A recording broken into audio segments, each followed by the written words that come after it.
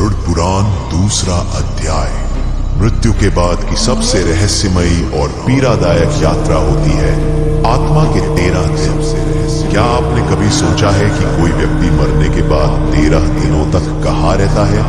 वो आत्मा क्या देखती है, क्या महसूस करती है?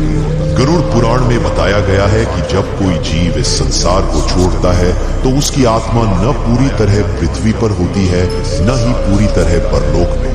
वो एक विचलित अवस्था में होती है, जहां हर दिन एक नया अनुभव, एक नई सजा, एक नया एहसास उसके सामने आता है। पहले दिन आत्मा अपने निर्जीव शरीर को देखती है, उसे समझ ही नहीं आता कि वो मर चुकी है। दूसरे दिन वो अपने प्रियजनों की चीखें सुनती है और कुछ कर नहीं पाती। तीसरे से 5वें दिन तक उसे अपने कर्मों का हिसाब याद आने लगता है। वो हर उस पल को दोबारा जीती है जहां उसने किसी का दिल दुखाया था। छठे से 9वें दिन तक यमदूत उसके चारों ओर घूमते हैं और आत्मा भय, ग्लानि और अकेलेपन से कांपती है। और फिर 10वें से 13वें दिन आत्मा को यमलोक के द्वार की झलक मिलने लगती है।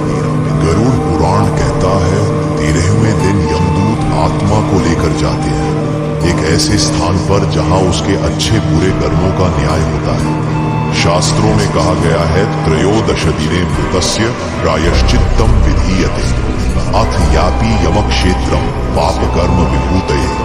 अर्थात 13वें दिन आत्मा को न्याय की ओर भेजा जाता है जहां उसके पाप पुण्य का पूरा लेखा जोखा सामने रखा जाता है।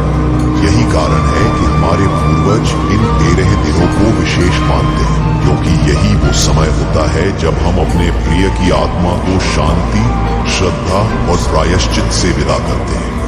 यह सिर्फ परंपरा नहीं, एक दिव्य जिम्मेदारी है। और अब इस यात्रा का अगला चरण है यमलोक का पहला द्वार, जहां आत्मा अपना पहला निर्णय सुनती है। क्या उसे नरक भेजा जाएगा या मिलेगा दूसरा अवसर? जानने के लिए जुड़े रहिए अगले अध्याय में।